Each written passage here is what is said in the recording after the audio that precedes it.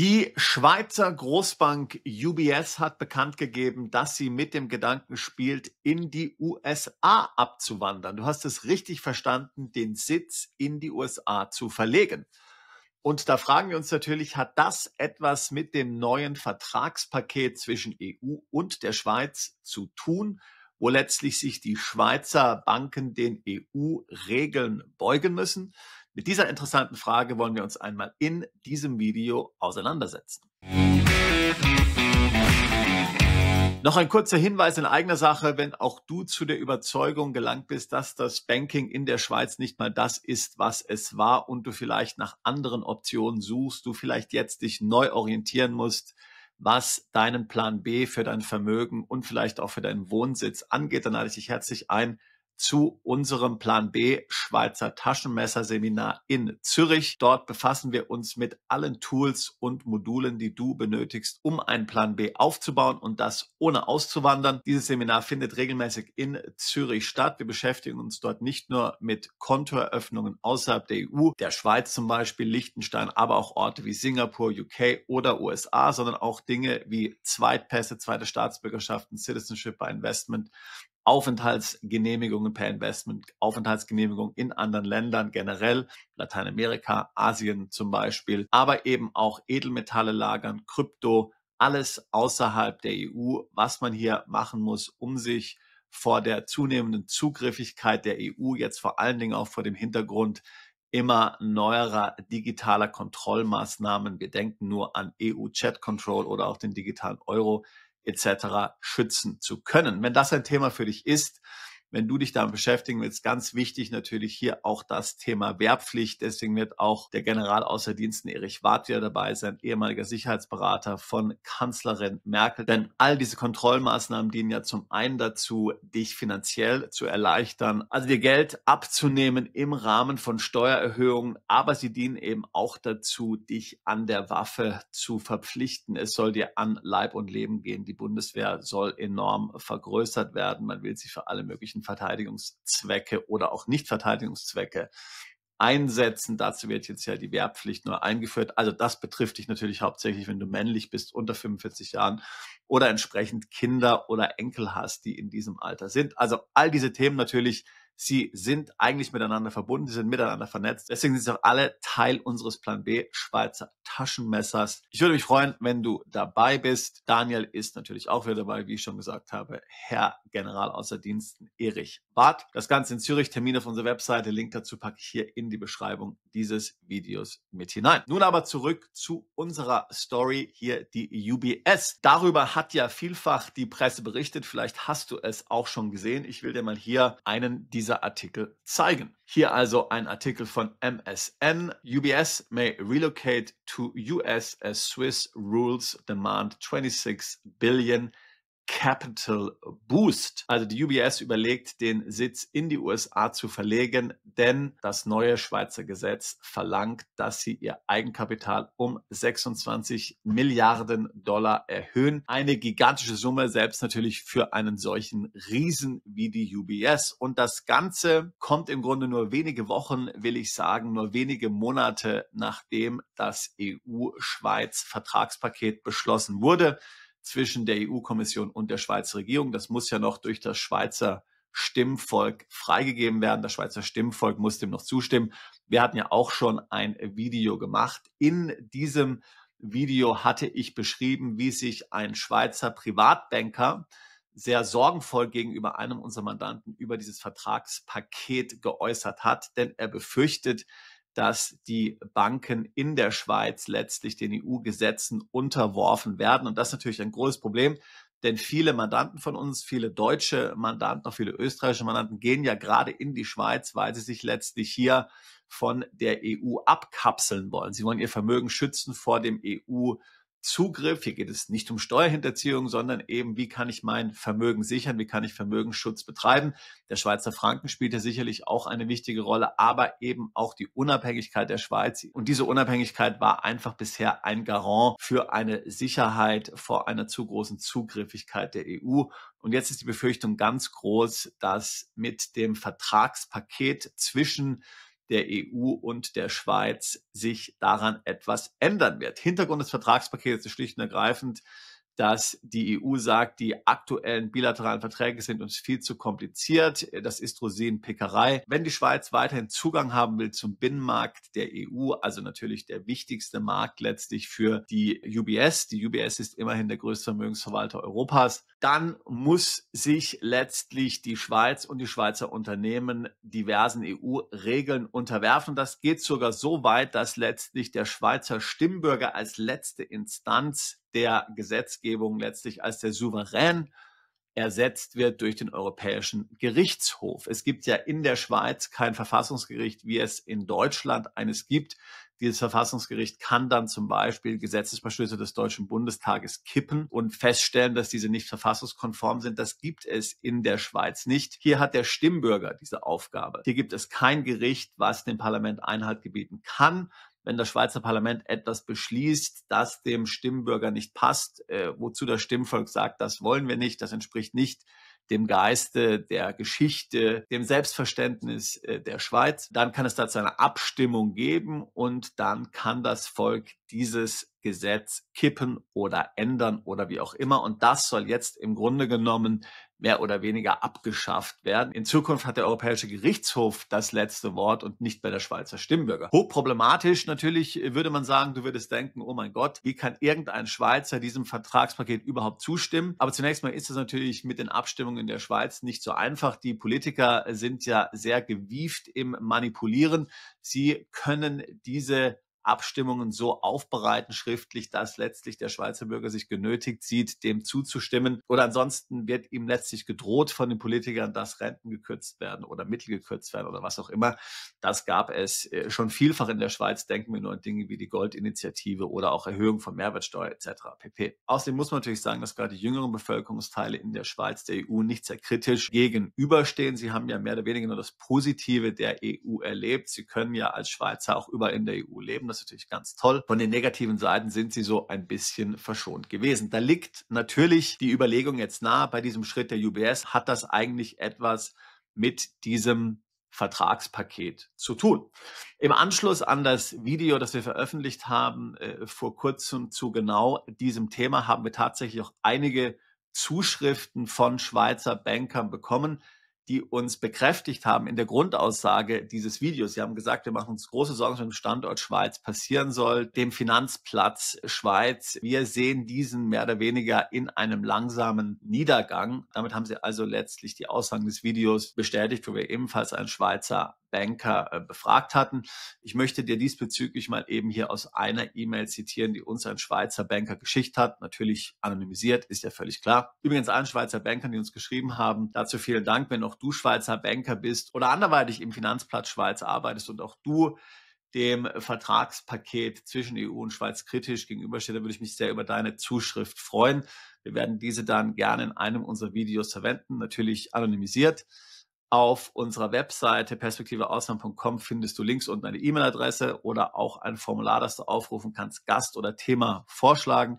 Gerne schick uns deine Äußerungen, deine Gedanken, deine Einschätzungen zu diesem Thema. Das interessiert uns ungemein. So lese ich dir mal ein paar Zitate hier vor, die wir bekommen haben aus diversen E-Mails. Ein Banker schreibt, seit 2008 fließt kontinuierlich Vermögen aus der Schweiz ab. Nachweise sind vorhanden. Das wird so auch nicht bestritten, aber auch nicht an die große Glocke gehängt. 90% der in der Schweiz verwalteten Vermögen ist von Kunden, die im Ausland leben. Warum lässt sich nun die Schweiz also auf solche Experimente wie diesen Vertrag mit der EU ein? Nun, dieser Banker denkt hier, die Schweiz hat keine andere Wahl. Ohne Zugang zu anderen Märkten ist der Schweizer Finanzplatz am Arsch. Zitat. Es geht nicht. Angefangen haben 2008 die USA, dann Frankreich und jetzt die EU. Für US-Kunden gelten jetzt bereits die US-Richtlinien in der Schweiz, wenn diese ein Konto in der Schweiz eröffnen wollen. Viele Banken eröffnen für US-Kunden überhaupt keine Konten mehr in der Schweiz. Ein anderer Banker sagt, wenn ein Kunde nicht absolut lupenrein ist, ist davon auszugehen, dass die Schweizer Banken kein Konto eröffnen. Die Compliance ist viel zu rigide geworden. Ein anderer Schweizer Banker sagt, die Schweiz ist ein viel zu kleiner Markt einerseits und andererseits kein richtiger Offshore-Markt, da mitten in der EU.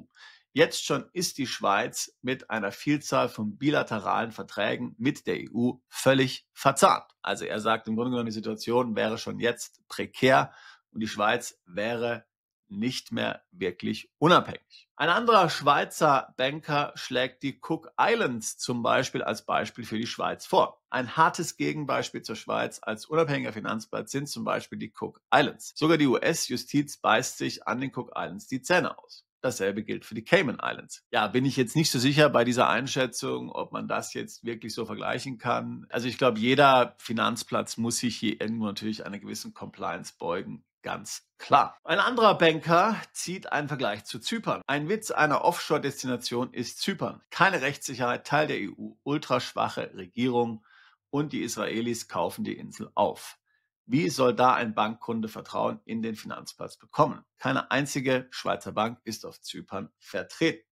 Warum wohl? Sumpf hoch 2. Auch eine interessante Einschätzung. Und schließlich schreibt dieser Banker, das Hauptproblem des Schweizer Finanzplatzes ist der Standort mitten in der EU, keine Möglichkeit, seine unantastbare Souveränität durchzusetzen und gleichzeitig Zugang zu den umliegenden Märkten zu haben. Die EU sagt Nein und die EU ist die stärkere von beiden. Ein anderer Banker zieht folgendes Fazit. Der Schweizer Finanzplatz wird nicht untergehen, aber massiv zurückgehen. Es gibt bessere Möglichkeiten bereits jetzt und weitere werden dazu kommen. Nichts wie weg. In meinem vorherigen Video hatte ich ja von einem Schweizer Banker erzählt, der sich überlegt, nach Malaysia auszuwandern oder Singapur. Also hier die Sorge am Finanzplatz Schweiz groß. Jetzt muss man natürlich sehen, was die Kunden machen. Wird es jetzt zu einem großen Abzug von Kapital kommen? Tatsächlich haben wir schon jetzt gesehen, dass viel Kapital abgewandert ist, gerade auch natürlich nach diesem unrühmlichen Ende der Credit Suisse. Da gab es schon eine Vertrauenskrise. Viel Kapital ist tatsächlich in die USA gewandert. Jetzt fragt man sich natürlich in die USA,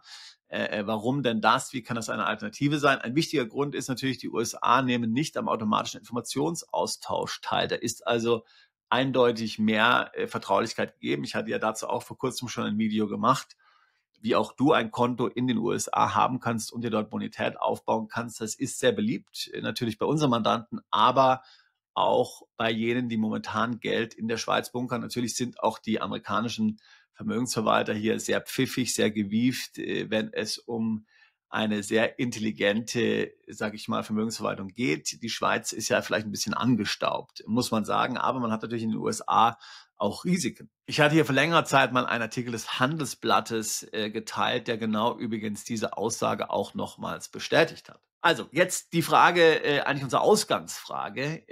Zieht die UBS jetzt um wegen all diesen Entwicklungen, die ich jetzt gerade hier schildere? Und da muss man ganz klar sagen, eine direkte Connection zwischen den Anforderungen der Schweizer Regierung an die UBS, das Eigenkapital um 26 Milliarden Franken zu erhöhen, mit dem EU-Vertragspaket gibt es nicht. Das hat die Schweiz unabhängig entschieden, nachdem eben die Credit Suisse pleite gegangen ist, weil man das Vertrauen in den Finanzplatz Schweiz stärken wollte.